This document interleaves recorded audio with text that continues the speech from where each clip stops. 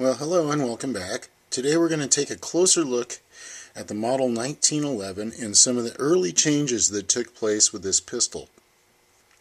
Now, these were not perfect out of the gate. There were several small changes that took place prior to World War I.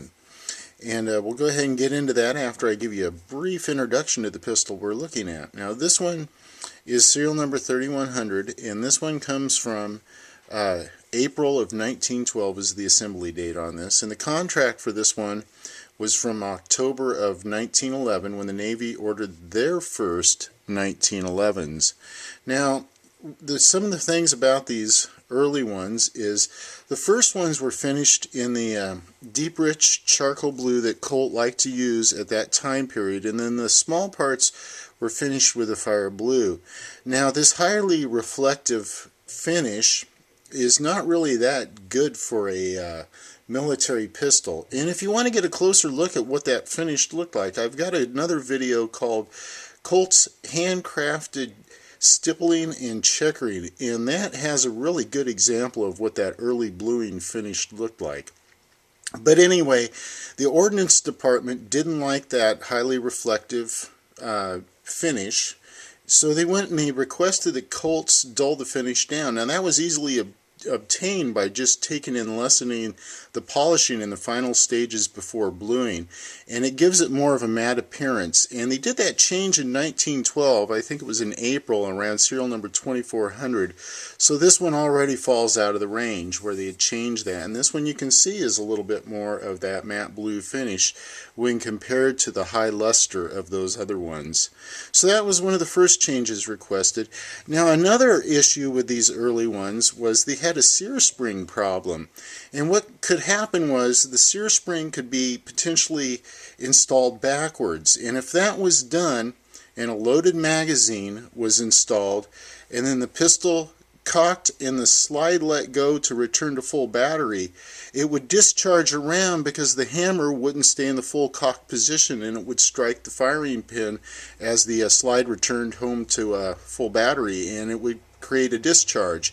Now, that of course created some issues, and after several incidents they fixed that, and they did it by putting a 90-degree bend on the bottom of the sear spring, and that way it could only be installed one way. Now, another small change that took place was when John Browning was initially designing this pistol, he made it so that the magazine catch, it wasn't a criteria that it could be easily removed.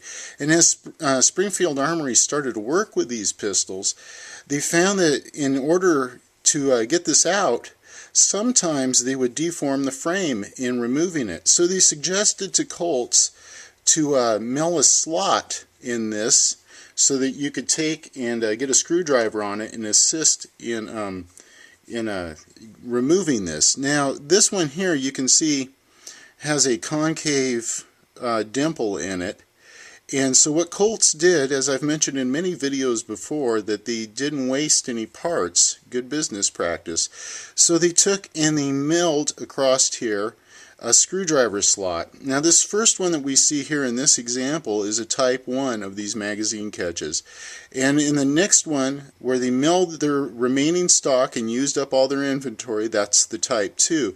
Then they did a convex piece here with a slot milled in it, and that became the type 3 that is commonly seen. And that's what they did with that early magazine catch.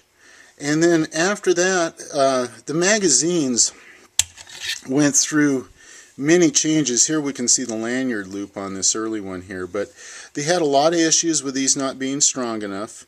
And you can see the fire blue on the magazine follower here, and pretty cool to see these old pistols in some of the blued parts. But anyway, the magazines went through so many changes that I'm just going to go ahead and cover that in a different video.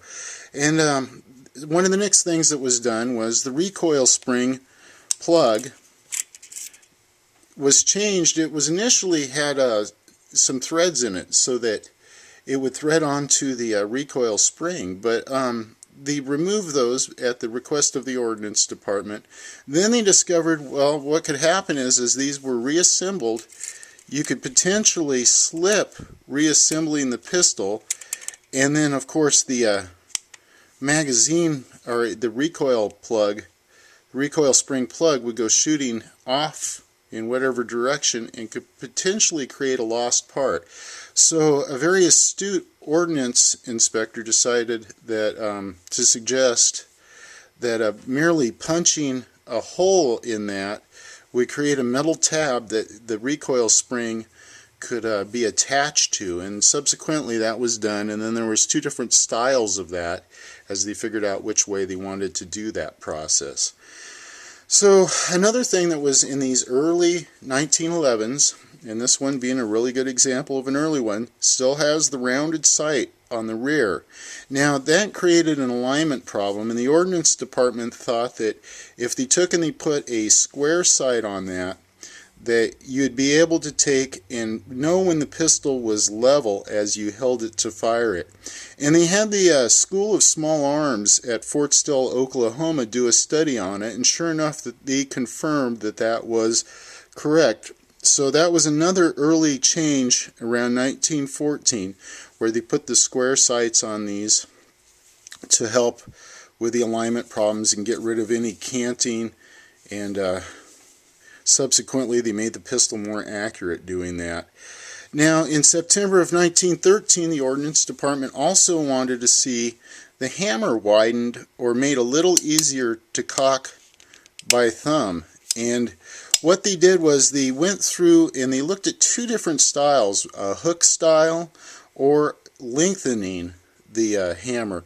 And Colts protested the style that they chose, which was lengthening the hammer, because they thought that that would create hammer bite, and it turned out that they were right. So what ended up happening is after they accepted this longer hammer, they took and they ended up having to take and round the underside edge of the remaining stock that Colts had once again before they took and they had the new style that was machined the correct way with that rounded underneath, so it wouldn't create quite the hammer bite that you see in those earlier ones. And then there was another ramification of changing this hammer.